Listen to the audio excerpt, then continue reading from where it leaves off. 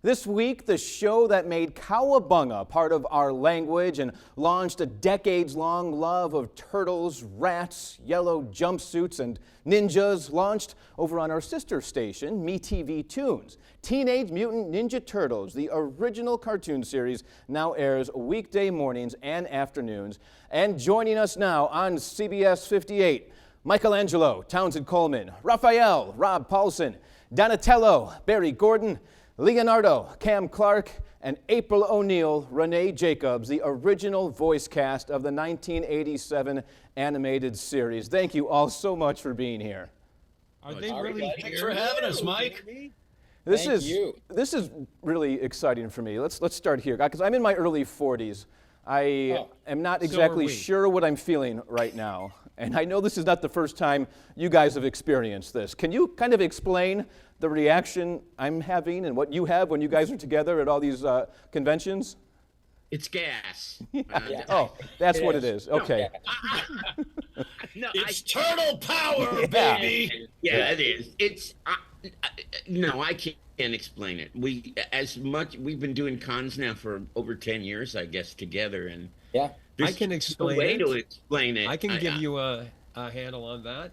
It's Okay. when you and all these other lovely folks come up to us at the show, all of a sudden you are sitting in it. You've gone through a time machine, and you're sitting there in your turtle PJs in front of your TV with either Cheerios or a bowl of ice cream, and you are there when you are with us. There, I've said it. And I'm not taking it back.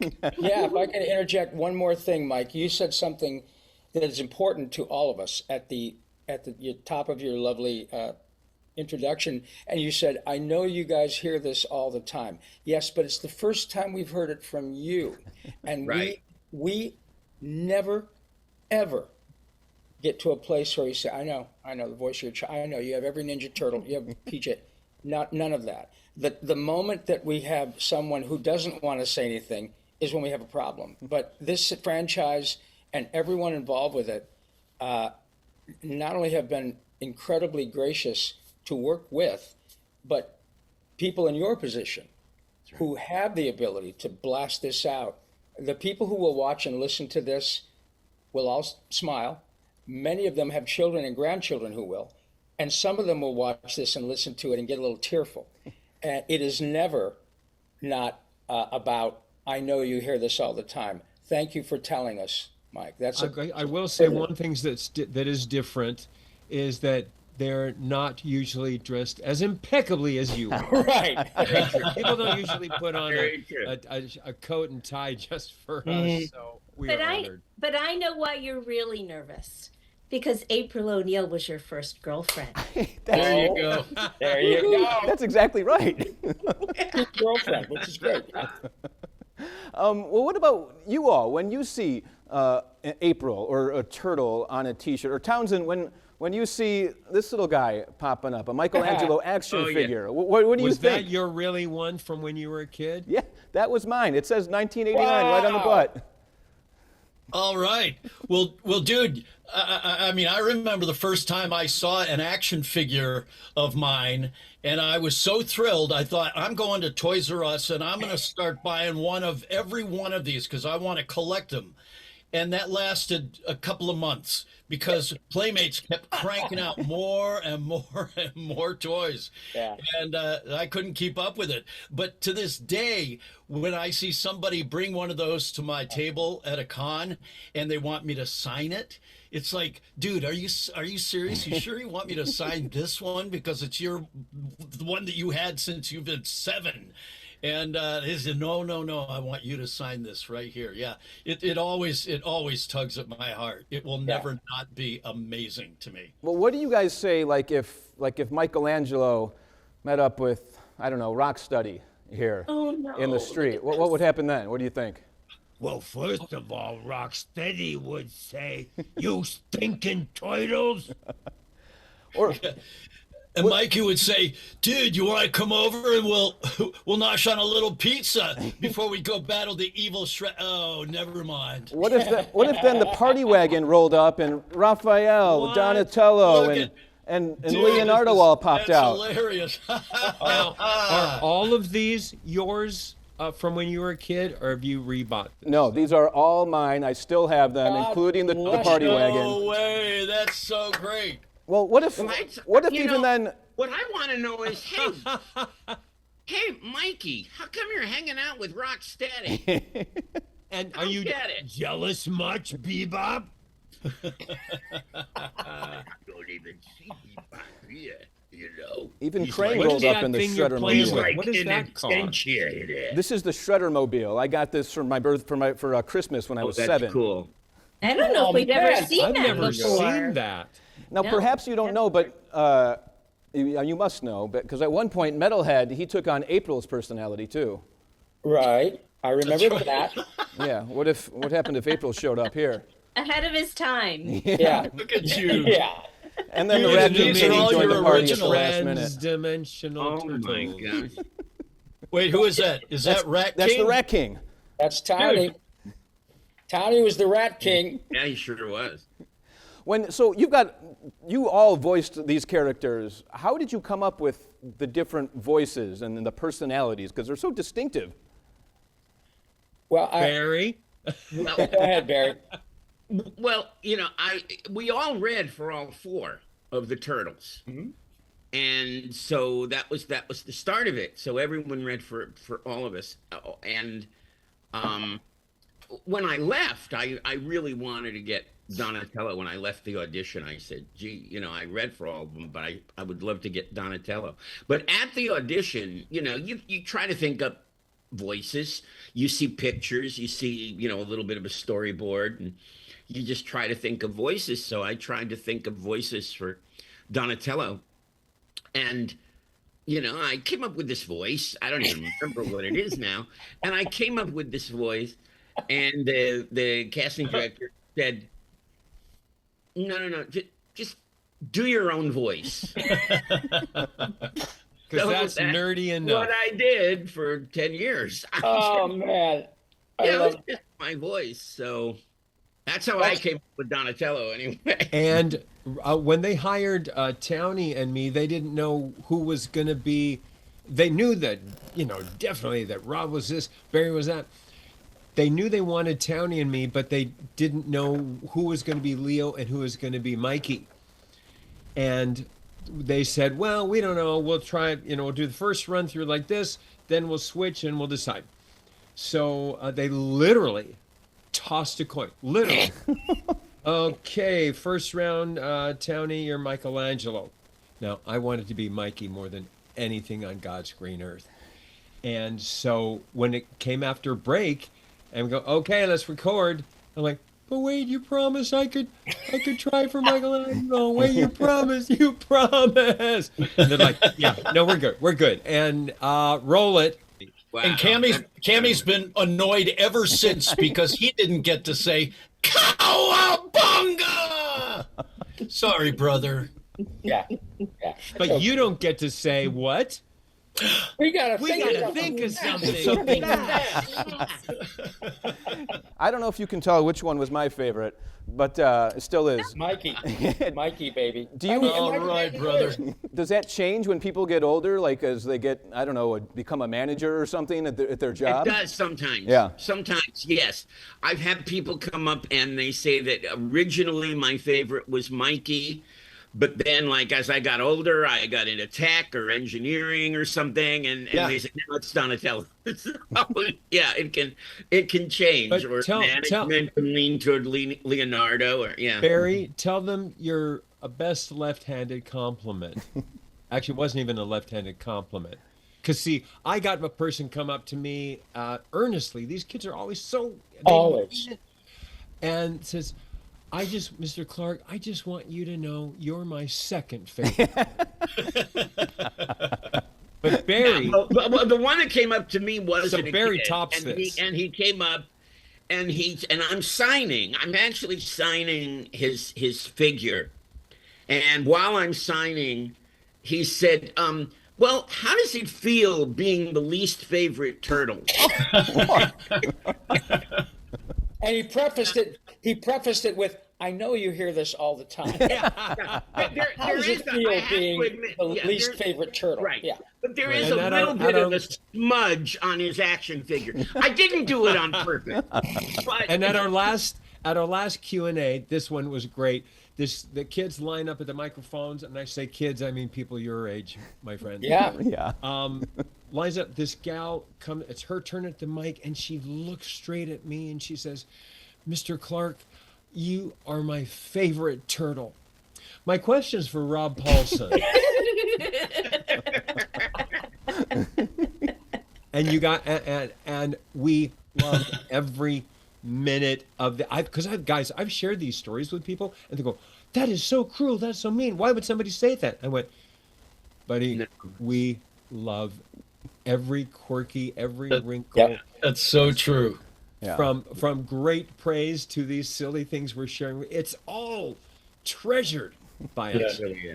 So the show is back on broadcast TV, and it's on before school in the Milwaukee area, 6:30 in the morning and 3 p.m. So right before, right after school.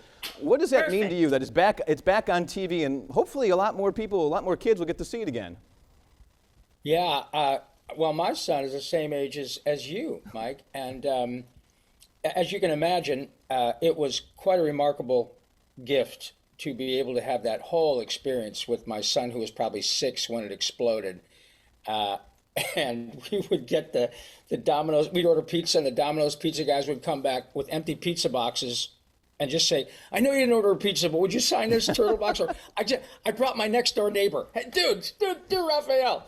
It's just precious. And what we found out about the power of these characters is all they really do.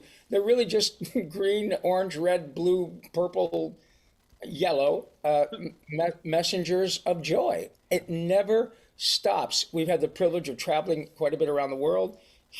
It's pretty, you can go anywhere and say, George Clooney, oh yeah, he's in Los Tortugas Ninjas. Oh, sí, Cowabunga. And Mike, amazing. When we started doing the Comic-Con circuit, Rob had to basically put a gun to my head to do it. I'm like, it's too peoply, and besides, who's going to want our autograph, right? So we went and we never looked back. My point is, we wouldn't know about people like you, Mikey, that this is our third act. And what a wonderful way, as Robbie often says, we spend 2.5 days saying thank you. Or, you're welcome to these people. I always knew I was going to be in the book of animation. I had a little asterisk, and I'd be down on page 92 and da-da-da. But I had no idea until we started this and got this gift of meeting people like you. Exactly. Not dressed as well. And also, Mike, it's the generational change now that's so fascinating, because they'll come up to the table now, someone your age will come up to the table with a 10-year-old or sometimes a 5-year-old, and the turtle van, right? with the they've taken out the DVDs, but they have the turtle van, and it's like, my kid got into it in 2012, which was a great version of Turtles. And now I'm showing them all of the ones from the 80s. So it's going to be interesting. The fact that kids in this generation have been seeing the ones in the 80s and now coming up to our table and saying that they really, really liked it is unbelievable, because not everything ages well. And I guess Turtles has. I'm shocked, but it apparently it has. So. And Mike, one of the really cool things is seeing the families who come to these cons, and seeing how the folks who are your age bring their kids who they're raising on our original show, and it's just cool seeing it handed down from generation to generation. Well, what's exciting about our show airing at 3:00 in the afternoon is it's starting all over again, like it was for you. And I've been telling people for a while about something called Turtle Tuesday, which was the fathers and mothers would choose the episodes, and the kids would choose the pizza. The kids would have to finish their homework, and then they'd have Turtle Tuesday. But now they can have breakfast. They can have afternoon snack. That's right. And we also, Mike, we all, as we've kind of alluded to, we hear the most precious, personal, intimate stories about the extent to which these characters have helped people through anything. I mean, from overcoming a particular issue to suicide prevention, things like that, and that's not hyperbole. It's absolutely astonishing. Or Mr. Paulsen, I was in the foster system from 2 months, 3 months to 18, and I had to go to 4 different homes. My God, I can't even. Townsend has an amazing story about that. Oh yeah, Townie, tell Mike this one. Yeah, so at the beginning of the summer, we were up in Washington State at a con, and a gentleman who looked to be in sort of military fatigues came up to my table and said, "Mr. Coleman, I just need you to know that you saved my life." Well, you don't often hear that, especially as a cartoon actor. And I said, "What do you mean?" And so he started to tell me this story, and he was holding a patch that had a picture of Michelangelo on it that just said, "Cowabunga, it is." And he said, "I need you to have this patch because I was in the Army, I am in the Army, and have done a number of tours of duty over in Iraq and Afghanistan. And before I would go into battle, I would keep this patch on my left shoulder and I would put my hand over it and think, what would Michelangelo do in this situation?" And as he started telling me the story, he started welling up with tears. And as I heard, and he said, "And so I just need you to know that you literally have saved my life, and I need you to have this patch." And I was so blown up. I mean, I started welling up with tears, and it's just that kind of impact that when we were recording the show, of course, we had no idea we were having that kind of impact on anybody. But boy, that was so touching to me. And we hear those kinds of things often. Yeah. Wow. You guys, the 5 of you and everyone involved in that show obviously means so much to so many people, and I'm so glad the original 1987 Teenage Mutant Ninja Turtles animated series is back on broadcast TV right now on our sister station, MeTV Toons. And Raphael, Rob Paulsen will be actually here in Milwaukee, September 26th to the 28th at NostalgiaCon over at the Bears Center. Whoa. That's right. I will be there, and I think Maurice LaMarche, the brain. I'm not sure. We have the great privilege of doing a lot of shows now together. And turns out we're all still alive. How about that? Hey. But the ability to share this with friends whom I've known now for 40 years and some longer. But my goodness, what a connection! And this at this level, it's nice to be able to. This is not it is a for-profit business, that is Ninja Turtles. However, at this level and what you're showing us, Mike, and these are your treasures, man. These are your treasures, and you brought them to the station to share with other people who have the same treasures, and they're precious. That is not about ratings or action figures, except to the extent that you have yours. We know it's going to make a ton of dough, but this is not about that. However, we do want to thank all of you parents who bought action figures for your 40-plus-year-old children, because as a result of your largesse, our kids all have straight teeth. Perfect. So, very kind of you. Well, thank you, all 5 of you, so much. Would you allow me to say it with you before we go? Sure. Absolutely. All right. But which one? The C word or the T word? Whoa, the C word on television? No. Oh, not that. Oh, okay. Which one? Turtle power. You got it. Okay. You count us in, Mike. All right. Count us out. 3, You count us 2, down. 1. Turtle Power! Woo! Thanks, everyone. Thanks, Mike. Thanks, Mike.